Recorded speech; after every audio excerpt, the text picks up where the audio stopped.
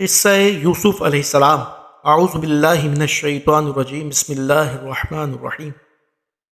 یوسف علیہ السلام حضرت یعقوب علیہ السلام کے بیٹے، حضرت اسحاق علیہ السلام کے پوتے اور حضرت ابراہیم علیہ السلام کے پڑ پوتے ہیں۔ والدہ کا نام راحیل بن لیان ہے۔ حضرت یوسف علیہ السلام کے چھوٹے بھائی بنیامین کی پیدائش کے وقت آپ کی والدہ انتقال کر گئی تھیں۔ یوں تو اللہ تعالیٰ نے حضرت یعقوب کو 12 بیٹوں سے نوازا تھا، لیکن راحیل کے بطن سے 2 بیٹے یوسف اور بنیامین ہی ہوئے۔ حضرت یوسف بھی اپنی والدہ کی طرح حسن و جمال میں لاسانی تھے۔ والد کو ان سے بے حد محبت تھی اور والد انہیں خود سے جدا نہیں کرتے تھے۔ روایت میں ہے کہ حضرت یعقوب کی چہیتی بیوی اور یوسف علیہ السلام کی والدہ راحیل نے بھی یوسف علیہ السلام کے لیے خصوصی وصیت کی تھی۔ اب چونکہ بن ماں کے بھی تھے اور 10 سوتیلے بھائیوں سے چھوٹے بھی، پھر شدید قربت اور محبت کا ایک سبب یہ بھی تھا کہ حضرت یعقوب نے حضرت یوسف کی پیشانی پر چمکتے نور نبوت کا مشاہدہ بھی کر لیا تھا۔ اللہ عز و جل نے قرآن کریم کی 111 آیت پر مشتمل ایک سورت سورہ یوسف نازل فرمائی، جس میں حضرت یوسف علیہ السلام کے واقعے کو بیان فرمایا ہے۔ اس سورت میں بیان کردہ واقعے کو احسن القصص یعنی بہترین واقعہ کہا گیا ہے۔ دراصل اس سبق آموز واقعے میں حسد و عناد کا انجام، نفس امارہ کی شورشیں، عبرت، حکمت، مواعظ و نصاح، انسانی عوارض و حوادث، بشری لغزشیں، صبر و استقامت اور رضا اور تسلیم کے ساتھ اللہ تعالیٰ کے عدل و انصاف اور رحم و کرم کی کرشمہ سازیاں جس دلچسپ اور خوبصورت انداز میں پیش کی گئی ہیں، وہ رہتی دنیا تک کے لیے انسانیت کے لیے مشعل راہ ہے۔ قرآن پاک میں حضرت یوسف علیہ السلام کا نام مبارک 26 مرتبہ آیا ہے، جن میں سے 24 بار سورہ یوسف میں، جبکہ سورہ انعام اور سورہ غافر میں ایک بار آپ کا ذکر کیا گیا ہے۔ روایت میں ہے کہ جب نبی کریم صلی اللہ علیہ وسلم مکہ معظمہ میں تشریف فرما تھے اور آپ علیہ السلام کی خبر مدینہ طیبہ پہنچی، تو وہاں کے یہودیوں نے اپنے چند آدمی اس کام کے لیے مکہ معظمہ بھیجے کہ وہ جا کر آپ علیہ السلام کی آزمائش کریں۔ انہوں نے جا کر مبہم انداز میں سوال کیا، اگر آپ سچے نبی ہیں تو ذرا یہ بتائیے کہ وہ کون سے پیغمبر تھے جن کا ایک بیٹا ملک شام سے مصر لے جایا گیا اور باپ ان کے غم میں روتے روتے نابینا ہو گئے۔ دراصل یہ سوال یہودیوں نے اس لیے منتخب کیا تھا کہ اس کی کوئی عام شہرت نہ تھی اور نہ ہی مکے میں کوئی اس واقعے سے واقف تھا، کیونکہ اس وقت مکے میں اہل کتاب میں سے کوئی نہ تھا جس سے بحوالہ تورات اور انجیل اس قصے کا کوئی جز معلوم ہو سکتا۔ ان کے اس سوال پر پوری سورہ یوسف نازل ہوئی، جس میں حضرت یعقوب اور حضرت یوسف کا پورا واقعہ مذکور ہے، اور اتنی تفصیل کے ساتھ مذکور ہے کہ تورات اور انجیل میں بھی اتنی تفصیل نہیں۔ اس لیے اس واقعے کا بیان کرنا نبی کریم صلی اللہ علیہ وسلم کا واضح معجزہ تھا۔ حضرت یوسف علیہ السلام ابھی سن بلوغت کو بھی نہ پہنچے تھے کہ انہوں نے ایک خواب دیکھا جس کا اپنے والد سے ذکر کیا، اے ابا جان، میں نے 11 ستاروں، سورج اور چاند کو دیکھا ہے کہ وہ سب مجھے سجدہ کر رہے ہیں۔ حضرت یعقوب نے جب بیٹے کا خواب سنا تو سمجھ گئے کہ یہ بڑے ہو کر اللہ تعالیٰ کی جانب سے ایک عظیم منصب پر فائز ہوں گے۔ اس لیے انہیں اندیشہ ہوا کہ یوسف کے سوتیلے بھائی ان کی عظمت کا اندازہ لگا کر شیطان کے بہکاوے میں آ کر ان کے دشمن نہ ہو جائیں اور انہیں کوئی نقصان نہ پہنچائیں۔ لہٰذا انہوں نے یوسف علیہ السلام سے فرمایا، پیارے بیٹے، اپنے اس خواب کا ذکر اپنے بھائیوں سے نہ کرنا، ایسا نہ ہو کہ وہ تمہارے ساتھ کوئی فریب کاری کریں۔ کچھ شک نہیں کہ شیطان انسان کا کھلا دشمن ہے۔ بعض مفسرین نے لکھا ہے کہ جس وقت حضرت یوسف اپنے والد کو خواب سنا رہے تھے، اس وقت ان کی سوتیلی ماں دروازے کے پیچھے سے باتیں سن رہی تھی۔ جب حضرت یوسف کے سوتیلے بھائی گھر آئے تو اس نے یہ بات ان کو بتا دی۔ وہ لوگ ویسے بھی حضرت یوسف سے حسد کرتے تھے، لہٰذا اس واقعے نے جلتی پر تیل کا کام کیا۔ انہیں یہ کسی طور گوارا نہ تھا کہ ان کے سوتیلا چھوٹا بھائی شان و رتبے میں ان سے آگے بڑھ جائے، لہٰذا ان سب نے حضرت یوسف کو والد سے جدا کرنے کا فیصلہ کر لیا۔ انہوں نے آپس میں کہا کہ یوسف کو مار ڈالو یا اس کو کسی ملک میں پھینک آؤ، اس کے بعد ابا کی توجہ صرف تمہاری طرف ہو جائے گی اور اس کے بعد تم اچھی حالت میں آ جاؤ گے۔ ان میں سے ایک نے کہا کہ یوسف کو قتل نہ کرو بلکہ کسی اندھے کنویں میں ڈال آؤ تاکہ کوئی قافلہ اسے نکال کر لے جائے۔ اگر تمہیں کچھ کرنا ہی ہے تو یوں کرو۔ مفسرین لکھتے ہیں کہ کنویں میں ڈالنے کی تجویز بڑے بھائی یہودا نے دی تھی۔ اپنے مذموم منصوبے کو پورا کرنے کی غرض سے اگلے دن 10 بھائی والد یعنی حضرت یعقوب کی خدمت میں حاضر ہوئے اور کہا، ابا جان، آخر آپ یوسف کے بارے میں ہم پر اعتماد کیوں نہیں کرتے؟ ہم تو یوسف کے خیر خواہ ہیں، کل آپ اسے ضرور ہمارے ساتھ بھیج دیجیے کہ خوب کھائے پیے اور کھیلے، اس کی حفاظت کے ہم ذمہ دار ہیں۔ حضرت یعقوب نے کہا کہ یہ بات مجھے غمناک کیے دیتی ہے کہ تم اسے لے جاؤ اور کھیل میں اس سے غافل ہو جاؤ اور اسے بھیڑیا کھا جائے۔ انہوں نے جواب دیا، ہم جیسے طاقتور بھائیوں کی موجودگی میں اگر یوسف کو بھیڑیا کھا جائے تو ہم بالکل نکمے ہی ہوئے۔ بہرکیف سوتیلے بھائیوں نے والد کو راضی کر لیا کہ وہ یوسف کو ان کے ساتھ بھیج دیں۔ اگلی صبح روانگی سے قبل حضرت یعقوب علیہ السلام نے ایک بار پھر ان 10 بیٹوں کو یوسف کی حفاظت کی یاد دہانی کروائی۔ حضرت یعقوب کافی دور تک ان کے ساتھ گئے۔ جب تک والد ساتھ رہے وہ بھائی یوسف کو گود میں اٹھائے رہے، لیکن جیسے ہی وہ نظروں سے دور ہوئے انہوں نے یوسف کو گود سے نیچے پھینک کر مار پیٹ شروع کر دی۔ ان سب کے دل پتھر کے ہو چکے تھے۔ ایسے میں ایک بار پھر بڑے بھائی یہودا کے دل میں رحم آیا۔ اس نے کہا کہ اس طرح اس بچے کو مار کر ضائع نہ کرو، یہاں قریب ہی ایک کنواں ہے، اس میں ڈال دو، اگر کسی سانپ وغیرہ نے ڈس لیا تو یہ مر جائے گا، اور اگر یہ زندہ رہا تو شاید کوئی قافلہ یہاں آ جائے اور اسے اپنے ساتھ لے جائے، اس طرح تمہارا مقصد پورا ہو جائے گا۔ یہودا کی بات سے سب نے اتفاق کیا۔ قرآن پاک میں اس واقعے کو اس طرح بیان کیا گیا ہے کہ پھر جب وہ اس کو لے کر چلے اور سب نے مل کر ٹھان لیا کہ اسے غیر آباد گہرے کنویں کی تہ میں پھینک دیں، تو ہم نے یوسف کی طرف وحی بھیجی کہ یقیناً ایک وقت ایسا آئے گا کہ تم ان لوگوں کو ان کے سلوک سے آگاہ کرو گے اور وہ تمہیں نہ پہچانیں گے۔ روایت میں ہے کہ اس وقت حضرت یوسف علیہ السلام کی عمر 7 سال تھی۔ امام قرطبی کا فرمان بھی یہی ہے کہ جس وقت یوسف علیہ السلام کو کنویں میں ڈالا گیا وہ نابالغ بچے تھے، تاہم تفسیر ابن کثیر میں 17 سال جبکہ کچھ دیگر مفسرین نے عمر 12 سال بھی تحریر کی ہے۔ امام قرطبی اور دیگر مفسرین نے حضرت یوسف علیہ السلام کو کنویں میں ڈالنے کا واقعہ یوں بیان کیا ہے کہ جب ستیلے بھائیوں نے کنویں میں ڈالنے لگے تو حضرت یوسف کنویں کی منڈیر سے چمٹ گئے۔ بھائیوں نے ان کے ہاتھ باندھ دیے۔ حضرت یوسف نے بھائیوں سے رحم کی درخواست کی، مگر جواب ملا جو 11 ستارے تجھے سجدہ کرتے ہیں ان کو بلا، وہی تیری مدد کریں گے۔ اس کے بعد یوسف علیہ السلام کو ایک ڈول میں رکھ کر کنویں میں لٹکا دیا۔ جب ڈول نفس تک پہنچا تو ڈول کی رسی کاٹ دی۔ اللہ تعالیٰ نے حضرت یوسف علیہ السلام کی حفاظت فرمائی۔ پانی میں گرنے کی وجہ سے انہیں کوئی چوٹ نہیں لگی۔ انہیں قریب ایک پتھر کی چٹان نظر آئی اور وہ اس پر بیٹھ گئے۔ بعض روایت میں ہے کہ اللہ تعالیٰ نے حضرت جبرائیل کو حکم دیا اور انہوں نے حضرت یوسف علیہ السلام کو اس چٹان پر بٹھا دیا۔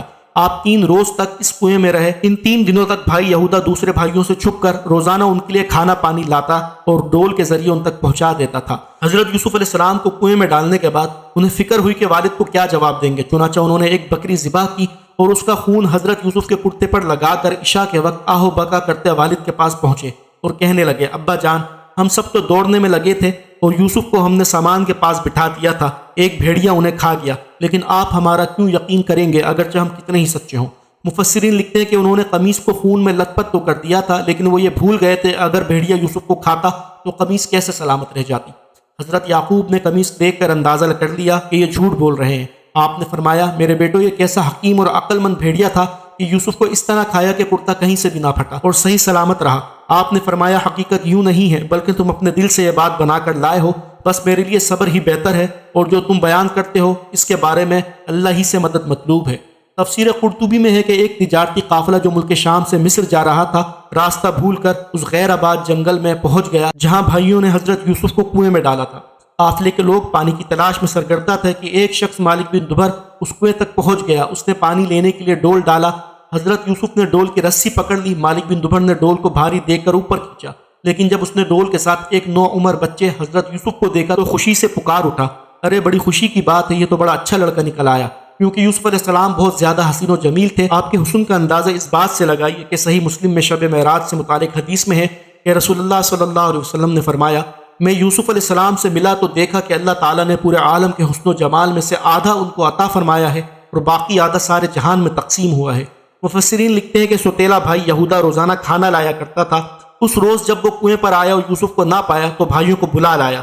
سب یوسف کو تلاش کرتے قافلے والوں کے پاس جا پہنچے اور ان سے کہا، تمہارے پاس جو لڑکا ہے وہ ہمارا غلام ہے، اب یہ ہمارے لیے بیکار ہے، تم چاہو تو اسے خرید لو۔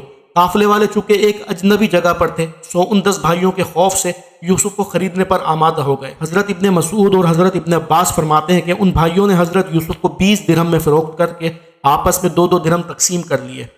تفسیر امام مجاہد کی روایت کے مطابق سوتیلے بھائی قافلہ روانہ ہونے تک وہاں رہے، کچھ دور ان کے ساتھ بھی چلے اور ان لوگوں سے کہا کہ اسے باندھ کر رکھیں، ایسا نہ ہو کہ پھر بھاگ جائے۔ انہیں ڈر تک کہیں وہ بھاگ کر والد کے پاس نہ پہنچ جائیں۔ قافلہ والوں نے حضرت یوسف علیہ السلام کو مصر کے بازار میں فروخت کر دیا۔ تفسیر قرطبی میں ہے کہ لوگوں نے بڑھ چڑھ کر قیمتیں لگانا شروع کی، یہاں تک کہ حضرت یوسف کی وزن کے برابر سونے، مشک اور ریشمی قیمتی کپڑے کے عوض فروخت کیے گئے۔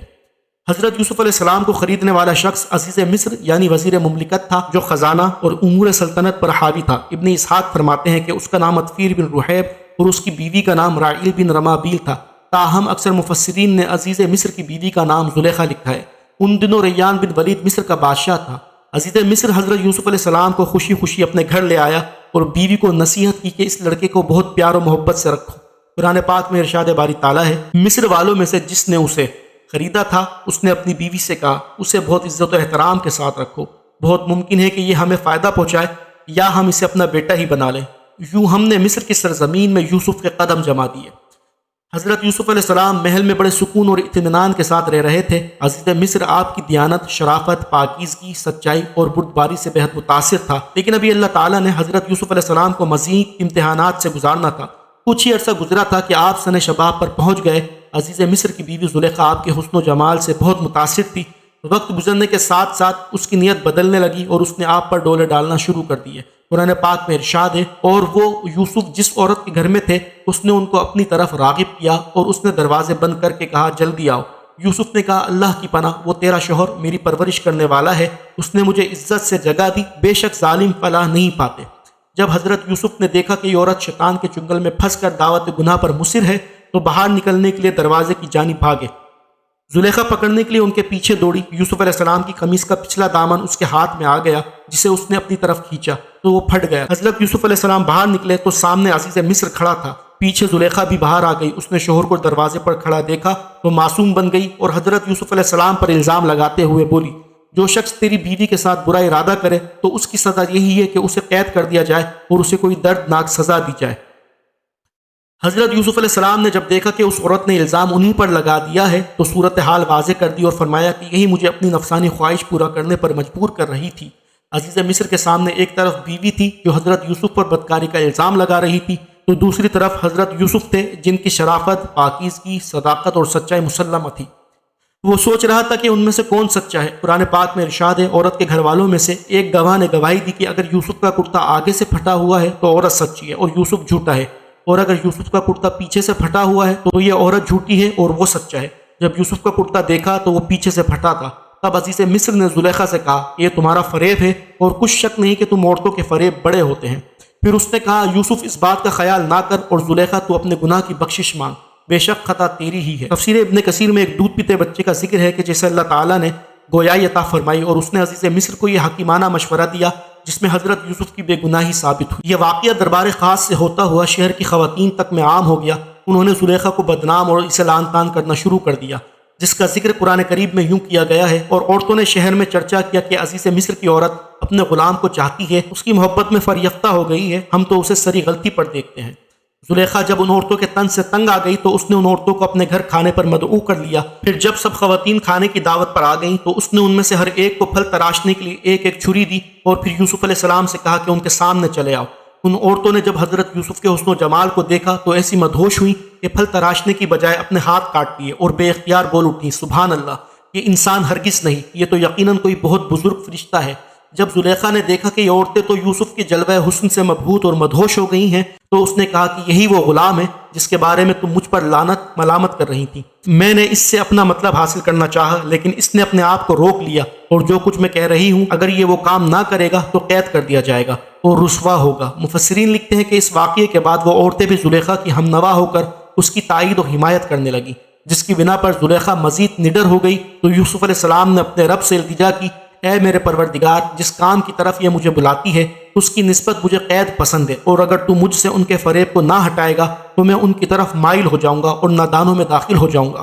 حدیث مبارکہ میں ہے کہ 7 آدمیوں کو اللہ تعالیٰ اپنے عرش کا سایہ عطا فرمائے گا، ان میں سے ایک وہ شخص ہے جس کو ایسی عورت دعوت گناہ دے جو حسین و جمیل ہو اور جاؤ منصب کی بھی حامل ہو، لیکن وہ اس کے جواب میں یہ کہہ دے کہ میں تو اللہ سے ڈرتا ہوں۔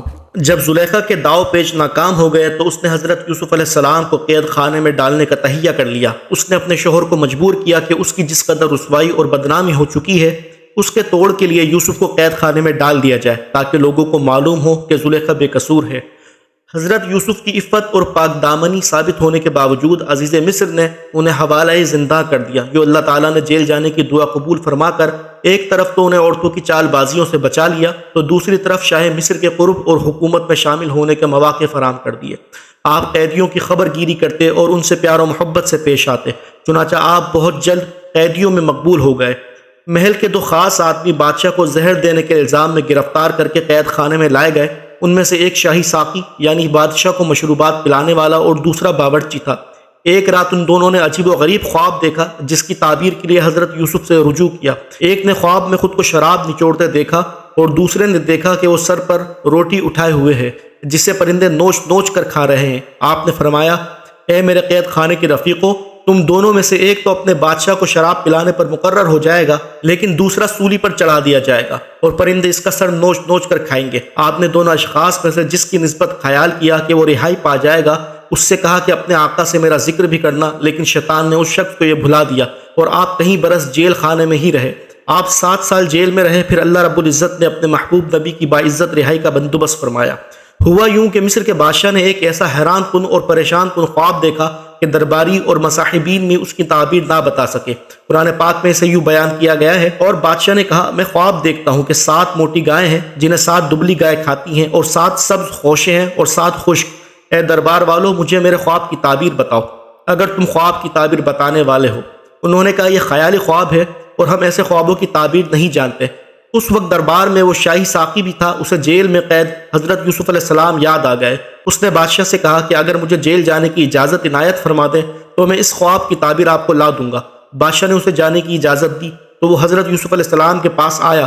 قرآن پاک میں ارشاد باری تعالیٰ ہے، جب وہ یوسف کے پاس آیا تو کہنے لگا اے یوسف، آپ بڑے سچے ہیں، آپ ہمیں اس خواب کی تعبیر بتائیے۔ یہ 7 موٹی تازی گائیں ہیں جنہیں 7 دبلی پتلی گائیں کھا رہی ہیں، اور 7 سبز خوشے ہیں اور 7 ہی خشک، تاکہ میں ان لوگوں کے پاس واپس جا کر تعبیر بتاؤں تاکہ وہ تمہاری قدر اور اہمیت جانیں۔ یوسف علیہ السلام نے کہا کہ تم لوگ 7 سال تک متواتر کھیتی کرتے رہو گے، تو جو غلہ کاٹو تو تھوڑے سے غلے کے سوا جو کھانے میں آئے باقی خوشو ہی میں رہنے دینا۔ اس کے بعد 7 سال نہایت سخت قحط کے آئیں گے، وہ اس غلے کو کھا جائیں گے جو تم نے ان کے لیے ذخیرہ رکھ چھوڑا تھا، صرف وہی تھوڑا سا رہ جائے گا جو تم احتیاط سے رکھ چھوڑو گے۔ پھر اس کے بعد ایک ایسا سال آئے گا کہ خوب مینا برسے گا اور لوگ اس میں سے رس نچوڑیں گے۔ حضرت یوسف علیہ السلام نے نہ صرف خواب کی تعبیر بیان فرمائی بلکہ اناج کو کیڑے سے محفوظ رکھنے کے لیے مشورہ بھی دیا۔ شاہی ساقی نے بادشاہ کے دربار میں حاضر ہو کر خواب کی تعبیر بیان کی تو بادشاہ بہت حیران ہوا۔ اس نے حکم جاری کیا کہ تعبیر بتانے والے کو دربار میں پیش کیا جائے۔ قاصد فوری طور پر حضرت یوسف کی خدمت میں حاضر ہوا اور دربار میں چلنے کی درخواست کی۔ آپ نے فوری طور پر جانا پسند نہ فرمایا اور قاصد سے کہا اپنے بادشاہ کے پاس جا کر پوچھو کہ ان عورتوں کا حقیقی واقعہ کیا ہے جنہوں نے اپنے ہاتھ کاٹ لیے تھے۔ اس پر بادشاہ نے عورتوں کو طلب کیا اور پوچھا اے عورتوں، کیا ہوا تھا جب تم نے یوسف کو اپنی طرف مائل کرنا چاہا؟ سب نے یک زبان ہو کر کہا ہم نے ان میں کوئی برائی نہیں دیکھی۔ عورتوں نے جب حضرت یوسف کی پاک دامنی کی گواہی دی تو زلیخا شرم سے پانی پانی ہو گئی۔ وہ بولی اب سچی بات تو ظاہر ہو ہی گئی ہے، اصل یہی ہے کہ میں نے ان کو اپنی طرف مائل کرنا چاہا تھا اور وہ بے شک سچے ہیں۔ دراصل حضرت یوسف نے رہائی سے قبل ضروری سمجھا کہ اس معاملے کی اصل حقیقت کھل کر واضح ہو جائے، جس کی بنا پر وہ کئی برس جیل میں رہے۔ حضرت یوسف کو دربار میں لایا گیا تو بادشاہ نے بڑا پرتپاق خیر مقدم کیا اور آپ سے خواب کی تمام تفصیلات اور اس کا حل دریافت کیا۔ بادشاہ آپ کی فہم و فراست اور فطانت و ذہانت سے بے حد متاثر ہوا۔ حضرت یوسف نے فرمایا مجھے اس ملک کے خزانوں پر مقرر کر دیجیے کیونکہ میں حفاظت کر سکتا ہوں اور اس کام سے واقف بھی ہوں۔ بادشاہ مصر ایک جہاں دیدہ، تجربہ کار اور چہرہ شناس شخص تھا۔ اس نے آپ کو خزانہ سمیت امور مملکت میں مختار کل بنا دیا۔ شاہ مصر کے خواب کے مطابق شروع کے 7 سال خوشحالی کے تھے۔ آپ نے بہترین حکمت عملی اختیار کرتے ہوئے 3 اہم کام کیے۔ نمبر 1، اناج کی پیداوار میں بڑے پیمانے پر اضافہ اور بنجر زمینوں میں کاشت کا خصوصی انتظام۔ نمبر 2، اناج کے استعمال میں احتیاط اور کفایت شعاری۔ نمبر 3، اناج کی زیادہ سے زیادہ ذخیرہ اندوزی۔ خوشحالی کے دنوں میں آپ نے ایک وقت کھانا کھانے کا حکم فرمایا اور خود بھی اس پر سختی سے عمل پیرا ہوئے۔ 7 برس بعد قحط کے اثرات ظاہر ہونا شروع ہو گئے تو آپ نے عوام کو تاکید کر دی کہ جس قدر ممکن ہو اپنے گھروں میں غلہ جمع کر لیں۔ 1 برس بعد آپ نے اعلان کروا دیا کہ اناج کی تقسیم صرف دربار شاہی سے ہوگی، لہٰذا لوگ اناج کے حصول کے لیے وہاں کا رخ کرنے لگے جہاں حضرت یوسف علیہ السلام کی نگرانی میں اناج تقسیم کیا جاتا تھا۔ آپ نے غلے کے فروخت کا ایک خاص پیمانہ بنا دیا تھا، کسی کو بھی ایک اونٹ کے بوجھ سے زیادہ غلہ نہیں ملتا تھا۔ قحط نے مصر کے علاوہ شام اور فلسطین سمیت پورے خطے کو اپنی لپیٹ میں لے لیا تھا۔ اس کے ساتھ ہی حضرت یوسف علیہ السلام کی فیاضی اور رحم دلی کی شہرت دور دور تک پھیل چکی تھی۔ لوگ جوک در جوک آتے اور اناج خرید کر چلے جاتے۔ حضرت یعقوب کا خاندان فلسطین میں تھا اور جب آپ کو عزیز مصر یعنی حضرت یوسف کی فیاضی کا علم ہوا تو بیٹوں سے کہا تم بھی مصر جا کر اس رحم دل حکمران سے غلہ لے آؤ۔ بنیامین جو حضرت یوسف کے سگے بھائی تھے، ان کے علاوہ 10 بھائی شاہی دربار میں غلہ لینے پہنچ گئے جہاں حضرت یوسف علیہ السلام شان و شوکت کے ساتھ جلوہ افروز تھے۔ بھائی تو انہیں نہ پہچان سکے لیکن انہوں نے اپنے بھائیوں کو پہچان لیا۔ حضرت یوسف علیہ السلام 7 برس کی عمر میں ان سے جدا ہوئے تھے اور اب 40 سال کے ہو چکے تھے۔ یوسف علیہ السلام نے مزید اطمینان کے لیے ان سے سوالات کیے اور فرمایا تم مصری معلوم نہیں ہوتے، تمہاری زبان بھی عبرانی ہے، کہیں کسی دشمن ملک کے جاسوس تو نہیں ہو؟ ان سوالات کا مقصد یہ تھا کہ وہ اپنے حالات کے بارے میں سب کچھ بتا دیں۔ سوتیلے بھائیوں میں سے ایک نے بتایا کہ وہ نبی زادے ہیں اور حضرت یعقوب کی اولاد ہیں۔ ہم 12 بھائی تھے، ایک بھائی کو بچپن میں بھیڑیا کھا گیا جس کے غم میں ہمارے والد نابینا ہو چکے ہیں۔ ایک چھوٹا بھائی ہے جسے والد کی دیکھ بھال کے لیے چھوڑ آئے ہیں۔ حضرت یوسف نے انہیں شاہی مہمان خانے میں رکھا، جاتے ہوئے پورا اناج دیا اور کہا آئندہ چھوٹے بھائی کو بھی ساتھ لانا، اگر تم اسے لے کر نہیں آئے تو نہ غلہ ملے گا اور نہ خاطر مدارت ہوگی۔ اس کے ساتھ ہی آپ نے خفیہ طور پر ان کے اناج کی رقم دی، ان کی بوریوں میں رکھوا دی۔ بھائی خوشی خوشی اناج لے کر کنعان واپس آئے تو والد کو عزیز مصر کے حسن سلوک، فیاضی اور رحم دلی کے واقعات سنائے۔ ساتھ ہی یہ بھی کہا کہ انہوں نے حکم دیا ہے کہ اگر آئندہ اپنے چھوٹے بھائی کو ساتھ نہ لائے تو اناج نہیں ملے گا، لہٰذا بھائی کو ہمارے ساتھ بھیج دیجئے تاکہ ہم پھر غلہ لائیں، ہم اس کی نگہبانی کریں گے۔ حضرت یعقوب نے کہا مجھے تو تم لوگوں پر بس ویسا ہی اعتبار ہے جیسا اس سے پہلے اس کے بھائی یوسف کے بارے میں تھا، سو اللہ ہی بہترین نگہبان اور سب سے زیادہ رحم کرنے والا ہے۔ اناج ختم ہونے لگا تو سوتیلے بھائیوں نے دوبارہ مصر جانے کا قصد کیا اور بنیامین کو ساتھ لے جانے کے لیے والد کی خدمت میں حاضر ہوئے۔ حضرت یعقوب سابقہ تجربے کی بنا پر بنیامین کو ساتھ بھیجنے پر آمادہ نہ تھے، لہٰذا انہوں نے کہا کہ میں تو اسے ہرگز تمہارے ساتھ نہیں بھیجوں گا جب تک کہ تم اللہ کو بیچ میں ڈال کر مجھے قول اقرار نہ دو کہ اسے میرے پاس صحیح سلامت لے آؤ گے، سوائے اس ایک صورت کے کہ تم سب گرفتار کر لیے جاؤ، یعنی تمہیں کوئی اجتماعی مصیبت پیش آ جائے یا تم سب ہلاک ہو جاؤ۔ جب انہوں نے عہد کر لیا تو حضرت یعقوب نے انہیں ہدایت کی کہ اے میرے بیٹو، تم سب ایک ہی دروازے سے داخل نہ ہونا بلکہ جدا جدا دروازوں سے داخل ہونا، اور میں اللہ کی تقدیر تو تم سے نہیں روک سکتا۔ بے شک حکم اسی کا ہے، میں اسی پر بھروسہ رکھتا ہوں اور اہل توکل کو اسی پر بھروسہ رکھنا چاہیے۔ یہ سب بھائی بنیامین کو ساتھ لے کر عزیز مصر کے دربار میں پہنچ گئے۔ حضرت یوسف نے اپنے بھائی کو پہچان لیا، آپ نے دو دو بھائیوں کو ایک کمرے میں ٹھہرایا، اس طرح بنیامین تنہا رہ گئے تو انہیں الگ کمرے میں رکھا اور پھر خلوت میں انہیں بتا دیا کہ وہ ان کے حقیقی بھائی یوسف ہیں۔ حضرت یوسف نے بنیامین سمیت سب بھائیوں کا اناج ان کے اونٹوں پر لدوا دیا اور وہ خوشی خوشی روانہ ہو گئے۔ قرآن پاک میں ہے پھر جب انہیں ان کا سامان ٹھیک ٹھیک کر کے دیا تو اپنے بھائی کے سامان میں پانی پینے کا پیالہ رکھ دیا۔ پھر ایک آواز دینے والے نے پکار کر کہا کہ قافلے والو، تم لوگ تو چور ہو۔ وہ ان کی طرف متوجہ ہو کر کہنے لگے تمہاری کیا چیز چوری ہوئی ہے؟ وہ بولا بادشاہ کا پیالہ کھویا ہے اور جو شخص اس کو لے آئے اس کے لیے ایک اونٹ کا بوجھ کا غلہ انعام ملے گا اور میں اس کا ضامن ہوں۔ وہ کہنے لگے کہ اللہ کی قسم تم کو معلوم ہے کہ ہم اس ملک میں اس لیے نہیں آئے کہ خرابی کریں اور نہ ہی ہم چور ہیں۔ انہوں نے کہا اچھا اگر تمہارے سامان میں وہ پیالہ مل گیا تو پھر اس کی سزا کیا ہوگی؟ بھائیوں نے جواب دیا یعقوب کی شریعت میں اس کی سزا یہی ہے کہ چور کو اس شخص کے سپرد کر دیا جاتا ہے۔ سب کو مع سامان حضرت یوسف کی خدمت میں پیش کیا گیا۔ وہاں سب بھائیوں کے سامان کی تلاشی ہوئی اور آخر میں بنیامین کے سامان کی تلاشی کے دوران وہ پیالہ ان کے سامان سے برآمد ہو گیا۔ جرم ثابت ہونے پر بنیامین کو جانے کی اجازت نہیں ملی۔ یہ صورتحال ان بھائیوں کے لیے نہایت حیران اور پریشان کن تھی۔ انہوں نے کہا کہ اگر اس نے چوری کی تو کوئی تعجب کی بات نہیں، اس کا بھائی بھی پہلے چوری کر چکا ہے۔ دراصل حضرت یوسف کی پرورش ان کی پھپھی کیا کرتی تھی جو انہیں بہت چاہتی تھی۔ جب آپ ذرا بڑے ہوئے تو حضرت یعقوب نے انہیں لینا چاہا، پھپھی انہیں روکنا چاہتی تھی، اس لیے یوسف کو اپنے ساتھ شامل کر کے یہ کام کیا کہ ان کی کمر میں ایک پٹکا کپڑوں کے اندر باندھ کر مشہور کر دیا کہ پٹکا گم ہو گیا ہے، اور سب کی تلاشی لی تو وہ حضرت یوسف کی کمر سے بندھا نکلا۔ لہٰذا اس شریعت کے قانون کے مطابق انہیں پھپھی کے پاس رہنا پڑا یہاں تک کہ انہوں نے وفات پائی تو پھر حضرت یوسف اپنے والد کے پاس آئے۔ بہرحال اب بھائیوں کو فکر تھی کہ والد کو کیا جواب دیں گے۔ انہوں نے حضرت یوسف سے درخواست کی بنیامین کے والد بہت بوڑھے ہیں، اس کی جگہ آپ ہم میں سے کسی کو روک لیں۔ حضرت یوسف نے فرمایا یہ ممکن نہیں، جس کے سامان سے مال برآمد ہوا ہے وہی سزا کا مستحق ہے۔ بھائی بڑے مایوس ہوئے اور آپس میں بیٹھ کر مشورہ کرنے لگے۔ سب سے بڑے بھائی نے کہا کہ کیا تمہیں یاد نہیں کہ اپنے والد سے بنیامین کو واپس لانے کا پختہ عہد کیا تھا؟ ہم سب اس سے پہلے یوسف کے معاملے میں بھی کوتاہی کر چکے ہیں، تو جب تک والد صاحب مجھے حکم نہ دیں میں تو اس جگہ سے نہیں جاؤں گا۔ یہ بڑا بھائی یہودا تھا۔ باقی 9 بھائی مصر سے روانہ ہوئے اور کنعان پہنچ کر والد کو ساری صورتحال سے آگاہ کیا، ساتھ ہی اپنی صفائی بیان کرتے ہوئے گویا ہوئے اگر آپ کو ہماری باتوں کا یقین نہیں تو آپ اس بستی کے لوگوں سے پوچھ لیں جہاں ہم مقیم تھے۔ حضرت یعقوب نے فرمایا میں تو اپنی پریشانی اور رنج و غم کی فریاد اپنے اللہ ہی سے کر رہا ہوں، مجھے اللہ کی طرف سے وہ باتیں معلوم ہیں جو تم نہیں جانتے۔ میرے بیٹو تم جاؤ اور یوسف اور اس کے بھائی کو پوری طرح تلاش کرو اور اللہ کی رحمت سے مایوس مت ہو، بے شک اللہ کی رحمت سے نا امید وہی ہوتے ہیں جو کافر ہیں۔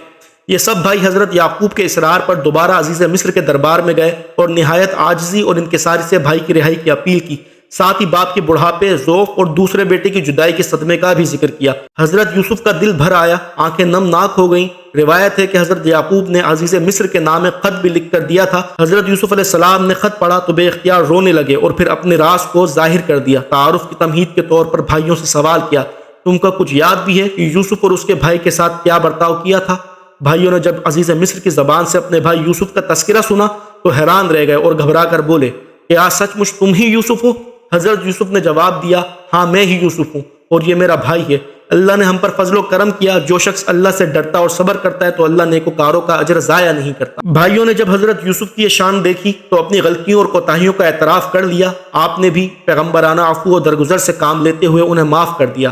حضرت یوسف نے بھائیوں کو بہت سا اناج دیتے ہوئے کہا کہ میرا یہ کرتا لے جاؤ، اسے والد صاحب کے منہ پر ڈال دینا، ان کی بینائی واپس آ جائے گی اور تم سب اپنے اہل و عیال کے ساتھ میرے پاس آ جاؤ۔ قافلہ قمیص لے کر چلا ہی تھا کہ 250 میل دور کنعان میں حضرت یعقوب نے آس پاس کے لوگوں سے کہنا شروع کر دیا، اگر تم لوگ مجھ کو یہ نہ کہو کہ بوڑھا بہک گیا ہے تو مجھے یوسف کی خوشبو آ رہی ہے۔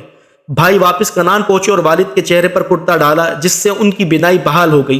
آپ نے بیٹوں سے فرمایا، کیا میں نے تم سے نہیں کہا تھا کہ میں اللہ کی طرف سے وہ باتیں جانتا ہوں جو تم نہیں جانتے؟ کچھ دن بعد حضرت یعقوب اہل خانہ کے ہمراہ مصر روانہ ہو گئے۔ حضرت یوسف نے ایک بڑی سپاہ کے ساتھ شہر سے باہر والد اور خاندان والوں کا استقبال کیا۔ 40 سال بعد ہونے والے اس ملاقات نے باپ بیٹے یعنی اللہ کی دو پاکیزہ اور برگزیدہ ہستیوں کو آبدیدہ کر دیا۔ دونوں دیر تک ایک دوسرے کے گلے لگے رہے۔ آپ نے والد اور سوتیلی والدہ کو تخت شاہی پر بٹھایا، پھر خود تخت شاہی پر جلوہ افروز ہوئے تو شاہی آداب کے مطابق تمام درباریوں نے سجدہ کیا۔ یہ صورتحال دیکھ کر خاندان یوسف نے بھی ایسا ہی کیا۔ علماء کرام سورہ یوسف کی تفسیر کے تحت فرماتے ہیں کہ یہ سجدہ تحیت تھا جو سابقہ امتوں میں جائز تھا۔ حضرت یوسف کو اپنا بچپن کا خواب یاد آ گیا۔ انہوں نے کہا کہ اے ابا جان، یہ میرے اس خواب کی تعبیر ہے جو میں نے بچپن میں دیکھا تھا اور جس کو میرے رب نے سچا کر دکھایا۔ بادشاہ حضرت یوسف علیہ السلام پر ایمان لے آیا تھا اور اس نے امور سلطنت آپ کے سپرد کر دیے تھے۔ حضرت یوسف علیہ السلام کے خاندان نے مصر ہی میں مستقل سکونت اختیار کر لی تھی اور اس طرح بنی اسرائیل سرزمین مصر میں آباد ہو گئے۔ حضرت یوسف علیہ السلام کا انتقال 120 سال کی عمر میں ہوا اور دریائے نیل کے کنارے دفن کیے گئے۔ روایت میں ہے کہ اللہ تعالیٰ نے حضرت موسیٰ علیہ السلام کو مصر چھوڑنے کا حکم دیتے ہوئے حضرت یوسف علیہ السلام کی میت بھی اپنے ساتھ لے جانے کی ہدایت کی، جس پر وہ ان کا تابوت فلسطین لے گئے اور حضرت اسحاق اور حضرت یعقوب علیہ السلام کے برابر میں دفن کر دیا۔ اللہ تعالیٰ سے دعا ہے کہ اس واقعے کو بیان کرنے میں اگر کوئی غلطی کوتاہی سرزد ہو گئی ہو تو اسے اپنے کرم سے معاف فرمائے۔ آمین بجاہ النبی الامین صلی اللہ تعالی علیہ وسلم۔